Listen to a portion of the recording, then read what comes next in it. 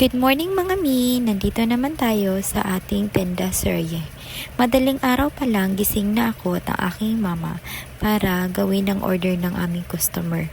200 pieces pala ito na puto cheese kaya kailangan namin gumising ng maaga kasi maaga niya rin itong i-pick up.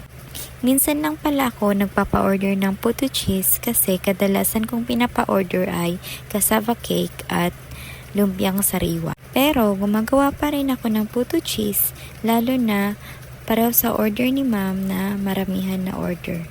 Bale, ginagawa ko palang 4 na salang ito. Ito yung unang salang namin, plain. At kasunod naman itong pink kasi ito yung gustong kulay ng aming customer.